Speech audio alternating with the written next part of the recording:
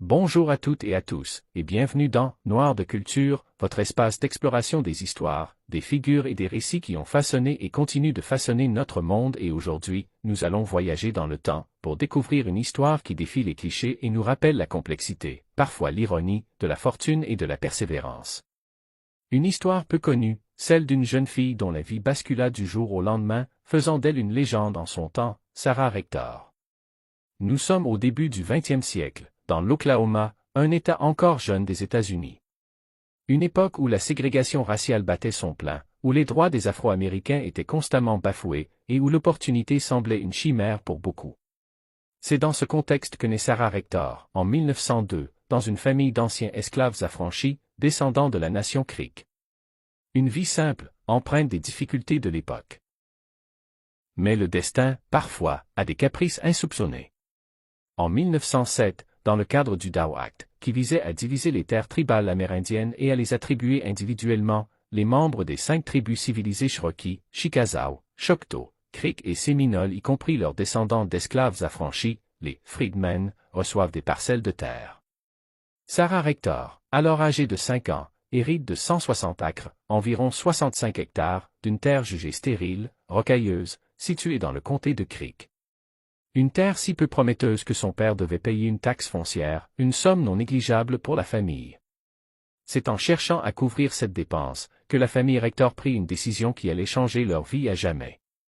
En 1911, pour subvenir aux frais de la taxe foncière, le père de Sarah loue la parcelle de terre de sa fille à une compagnie pétrolière, la Gulf Oil Company. Personne ne s'attendait à grand-chose. Mais la nature a ses secrets. Et quelques mois plus tard, la terre de Sarah Rector, cette terre aride et sans valeur apparente, crache de l'or noir. Un gisement de pétrole jaillit, transformant la modeste parcelle en une mine d'or liquide. Du jour au lendemain, Sarah Rector devient l'une des Afro-Américaines les plus riches des États-Unis. Les royalties du pétrole s'accumulent, atteignant, dit-on, plus de 300 $ par jour, une somme colossale pour l'époque, équivalent à des millions aujourd'hui. Les journaux la surnomment la « petite princesse nègre », une appellation à la fois glamour et, malheureusement, empreinte des préjugés raciaux de l'époque. Son histoire est devenue un phénomène national. L'image de cette jeune fille noire, issue d'un milieu modeste, propulsée au sommet de la fortune, était à la fois inspirante et dérangeante pour certains. Elle est devenue un symbole d'espoir pour la communauté noire, une preuve que la chance pouvait tourner, même dans les circonstances les plus difficiles. Mais la richesse n'est pas sans son lot de défis, surtout pour une enfant noire dans l'Amérique ségrégationniste. Sa fortune attire l'attention, des convoitises, et la presse la suit à la loupe. Des spéculations sur sa vie future, des demandes en mariage extravagantes affluent. Le système légal de l'époque, souvent paternaliste et raciste, nomme un tuteur blanc pour gérer sa fortune, arguant que ses parents, en tant qu'Afro-Américains, n'étaient pas capables de le faire eux-mêmes. Une forme de contrôle qui illustre bien les dynamiques de pouvoir de l'époque.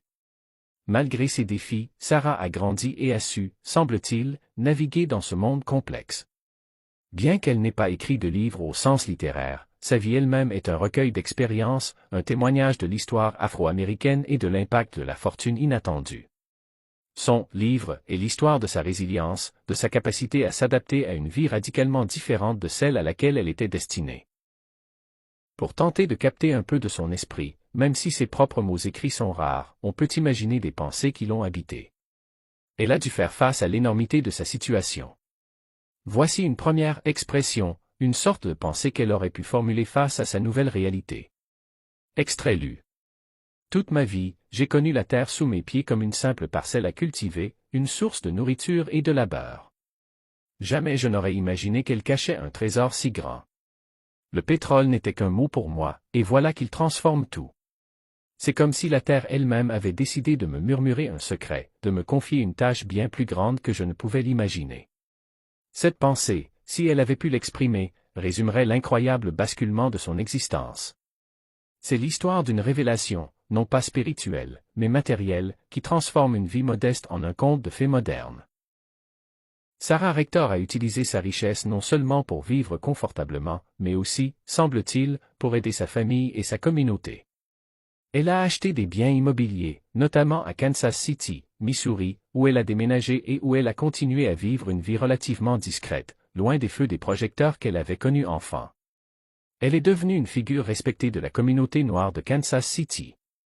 Son histoire est souvent racontée dans des livres d'histoire afro-américaine ou des articles de journaux, faisant d'elle un sujet d'étude sur la richesse noire, les droits fonciers et la ségrégation aux États-Unis. Ces livres sont donc les récits que d'autres ont fait d'elle, les archives qui ont conservé la trace de son incroyable destin. Le défi pour Sarah Rector fut aussi de gérer cette fortune, d'éviter les pièges, les escrocs, et de vivre une vie aussi normale que possible malgré l'extraordinaire. Elle épousa plus tard Kenneth Campbell, un homme d'affaires, et continua à investir.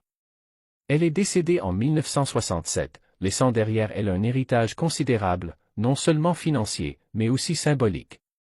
Voici une deuxième expression, une pensée qu'elle aurait pu avoir face aux défis et aux opportunités de sa vie. Extrait lu. L'argent, c'est une force, un outil. Il peut ouvrir des portes que la couleur de ma peau aurait fermées. Mais il ne change pas qui je suis, ni d'où je viens. Il ne peut acheter la paix de l'âme, ni gommer les souvenirs du passé. Il m'offre la liberté de choisir mon chemin, et la responsabilité de ne jamais oublier d'où vient cette bénédiction, et à quoi elle peut servir. Cette réflexion hypothétique met en lumière la maturité qu'elle a dû acquérir face à sa fortune. C'est l'idée que la richesse matérielle, bien qu'extraordinaire, ne définit pas entièrement l'identité ou la valeur d'une personne. Elle souligne l'importance de l'humilité et de la responsabilité. L'histoire de Sarah Rector est fascinante à plusieurs égards. Elle nous rappelle la richesse cachée de certaines terres, l'impact des politiques foncières, et la résilience incroyable des individus face à des changements radicaux. Elle est un chapitre important de l'histoire économique et sociale afro-américaine, une preuve qu'au-delà des injustices, des opportunités inattendues pouvaient émerger. Son parcours est une leçon sur la gestion de la fortune, l'importance des racines et la capacité à transcender les étiquettes que la société peut nous coller. La petite princesse nègre est devenue une femme d'affaires avisée, laissant un héritage qui dépasse les chiffres de son compte en banque. Nous vous encourageons à en apprendre davantage sur Sarah Rector. Son histoire est disponible à travers de nombreux articles en ligne, des ouvrages d'histoire et des documentaires. Une simple recherche sur Sarah Rector vous ouvrira les portes de ce destin hors du commun. C'est tout pour aujourd'hui dans Noir de culture. Merci de nous avoir écoutés. J'espère que l'histoire de Sarah Rector vous a inspiré et vous a fait réfléchir sur les multiples facettes de l'histoire et de la fortune. Prenez soin de vous, explorez les récits qui vous enrichissent, et n'oubliez jamais que chaque vie est un livre ouvert, rempli de leçons. À bientôt.